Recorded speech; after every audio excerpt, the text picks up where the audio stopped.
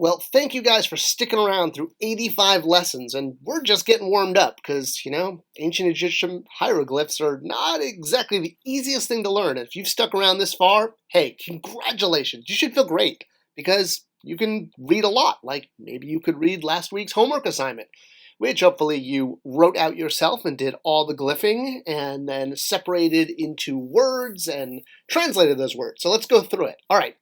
As always, the first thing we're going to do is see if we could isolate different words. Start with the ones that you know, and you may not be able to isolate all of them, but as many as you can. Knowing things like that cartouche in the middle is its own word. All right, so starting off at the top, reniptspa, the leaf then with the loaf and the field. That's regional year, or in the regional year. Could just mean year, but tends to be regional year to be, fancy. Then it's followed up with some numbers. And you remember the horseshoe is 10, and then the stroke lines are 1. So if you just count them up, you will see that is 10 plus 1, 2, 3, 4, 5, 6, 7, making it 17. So regional year 17. Now we have her with the placenta and the mouth. So double R, but it's just a helper R. So cross that second R off, and it's the word before. Next we have the club, which is the word for person. So before the person, or before a person, if you will, again, because there's no articles in ancient Egyptian. Now we're going to get to the wavy water, N, which can mean either of or for. And we will know which one to use based on the context of the whole sentence. This is going to happen a lot, so just get used to it. Second line starts off with king and then the B. So the pronunciation is Neswut Biti, meaning king of Upper and Lower Egypt. If it's just king, then you don't get the B. But when you add the B there, which is one of my favorite glyphs, then it becomes king of Upper and Lower Egypt, or king of the two lands, could also be a translation.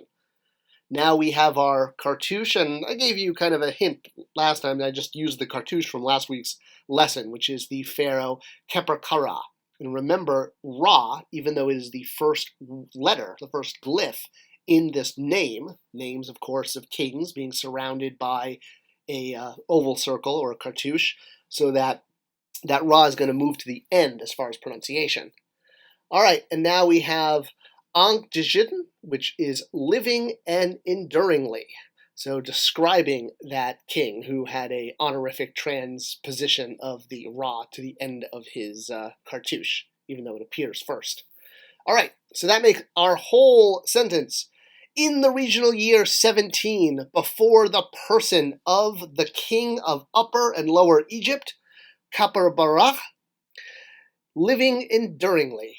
And this is basically a way that a stela will begin when it's going to honor a certain pharaoh or king. It will say who they are, what year they reigned, and it's before the king of Upper and Lower Egypt, their name, and then giving them an exalted title, in this case, living enduringly.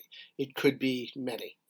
All right, let's look again at some verbs, not French verbs, Egyptian verbs. Let's review a few that we've already done in the past. So the little walking legs with the water biscuit on top. Biscuit? What's a water biscuit? Water, well, that is a thing, isn't it? Either way, with the wavy line of water underneath, it is ing with a silent, non-written second I. And this is the verb to bring.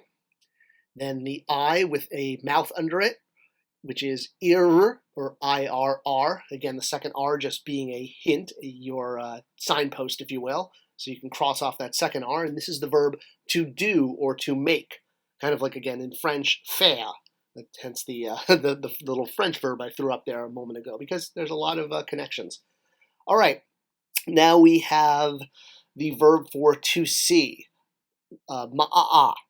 So that's ma, the tool, and then the two vultures, which are a'a, and you can cross off the second one. The I is a determinative, and it's moved for because, well, it looks better. It's the same thing. When you, instead of having honorific transposition, you have that done for beautification. All right, and then finally, redai, which can be either mouth with a hand holding a loaf or a loaf itself. That says or in that circle there. That probably confuses people. I wrote one or the other. So both of them are redai, to give. All right, let's do a few verbs you haven't seen before and throw you some glyphs that you're not as comfortable with. So here we have the sled with a package, the bolt, and then legs. This is sms, to follow. Now we have a staff, and here we have the horned viper written over it. It could be over it or next to it. It's hsif, to drive away or repel. And then the staff, n, with a determinative of a hand waving, is to save. So that's a determinative at the end. And I know you haven't done the staff from hsif yet, but not too difficult to draw. I'll let you figure that one out. All right, well, let's move on to one of my favorite verbs, ma'ak. M-L, ah, hands, and K, hill. Ma'ak means to roast. And then the basket with fruit with an R is dur, or D-R-R, but again, you cross off that second consonant. This is the word since, as in I've been doing this since something. And then the basket or the water basket with a rope, and then the papyrus, me, M-I, and again, there's a second silent I, which is just there to remind you. This is the word like or as. And yes, I know since, like, and as are not verbs, but they go with verbs, so we throw them in there. All right, let's go back to ma'ak, the verb we just learned for roast. So I want to throw this in a sentence and remind you about some tenses when the verbs are used in different sentence structures. So the verb itself, ma'ak, means to roast or roasting, as in the current present tense. It's you're doing it now. Although in Egyptian, when you do it now, it's either that you continue to do it. If we throw in a IW before it and then follow it up with an N and a pronoun, well, the IW at the beginning is your stop sign to tell you you're about to go into the past. And the water sign, the N, is like adding an ED to the verb. And then a pronoun is a pronoun. So in that case, it's the pronoun for she. So this becomes she roasted. The IW is not pronounced. It's just a sign that you're about to do a past tense. Just think of it as a hint. It's a hint that they built into hieroglyphics to remind you you're about to do a past tense sentence.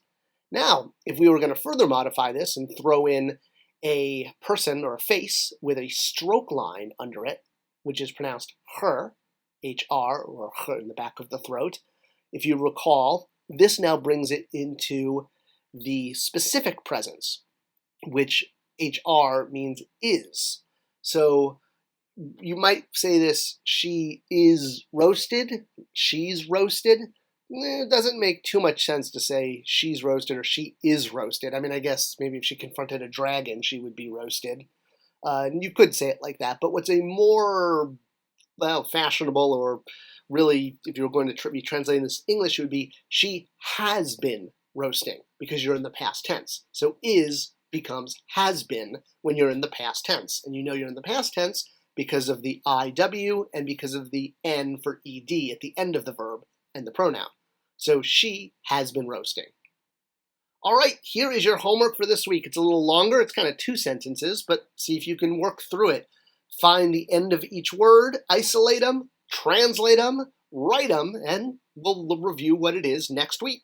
Only on the YouTube's #1 hieroglyphic week-by-week channel, Spectra Creative and Doodling with Purpose. Hope you're enjoying it. And again, comments, questions, anything you might need to help you get through your lessons, please leave them below and I will jump in. I'm honored to have you guys learning on this channel, and it's great to have a kind of a big class of a couple hundred people now. Do like this channel, like this video, subscribe. It helps tell YouTube to share it with more people. Thanks for watching, and I'll see you next time.